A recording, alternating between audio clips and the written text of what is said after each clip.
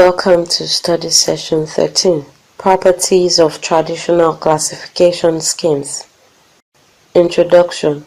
A classification scheme is simply defined as an orderly arrangement of terms or classes with assigned notation. Given notation, a classification scheme can be used to arrange documents on the shelves or entries in the catalog, and it is the only way of achieving preferred order of subjects. In this session, you will be introduced to classification of schemes, identify various parts of identification schemes, and explain the importance of classification schemes.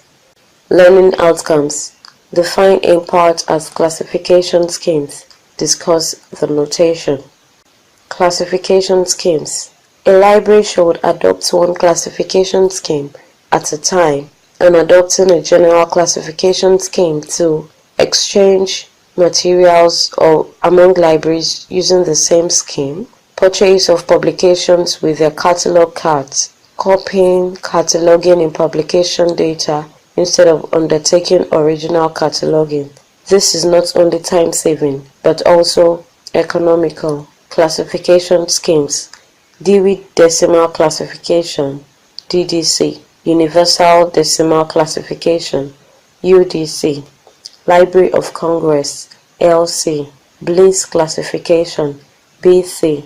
Colon Classification, CC. Brown Subject Classification Scheme, BSCS. The use of special classification schemes is usually limited to the library or information center for which it is designed. Examples of special classification schemes include Oxford Decimal Classification Scheme, suitable for publications on forestry.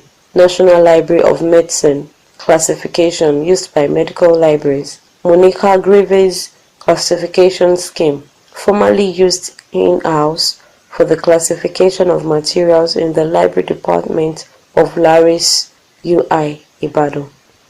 Enumerative and faceted systems. Classification systems may be categorized as enumerated or faceted. Enumerative systems set forth major subjects and various levels of subdivision in a bicar fashion. Faceted systems attempt to represent more than one logical relationship through the representation of a number of facets of a subject by combining segments of the system. Facets are usually listed in the shadows in order which terms are to be combined to form compound subjects. Functional properties of traditional classification schemes. To be of maximum benefit to classifiers, classification schemes need to include the following features: generalities class, form division, schedules, tables, notation, index.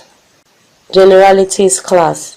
This class caters primarily for books of general knowledge, which are too broad in scope for incision into a single class. Form class. This organizes books according to their form of presentation rather than their subject content. Dewey's Literature class 800 is an example of form class, except that the class is divided first by language and then by form. English Literal, English Poetry, English Drama, English Fiction. Form division. Form division is for the treatment of books that deals with different subjects in the same mode of presentation.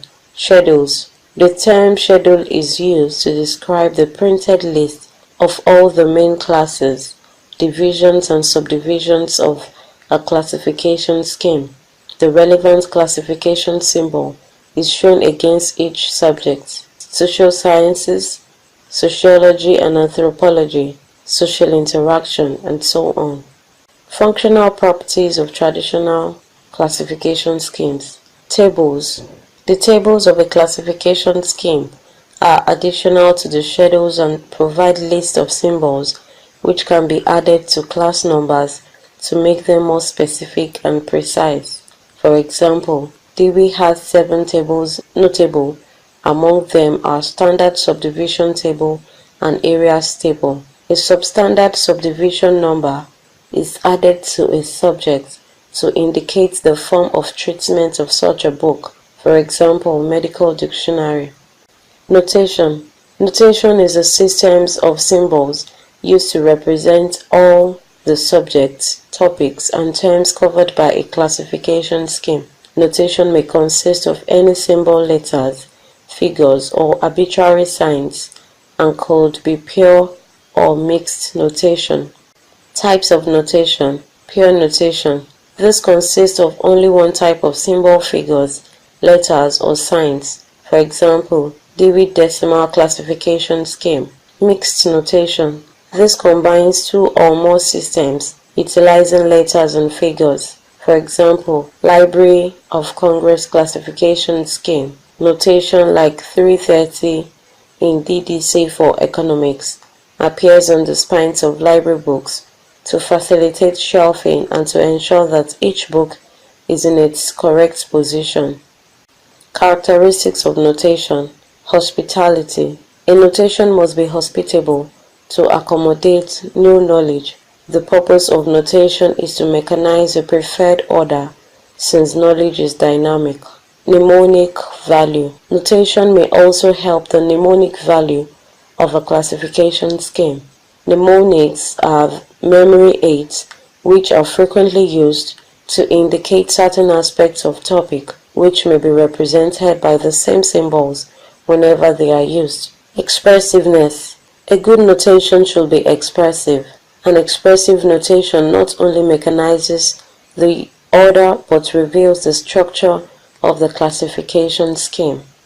Types of index. Relative index. This type of index provides alphabetical references to all terms used in the schedules and shows the relation of each specific subject to other related subjects or their aspects. It includes broad topics in its alphabetical arrangement, but indented below the broad subject heading is a list of all the aspects of the subject. The DDC has an excellent relative index. For example, flight, history of flights natural, flight with Egypt, flight of the bumblebees.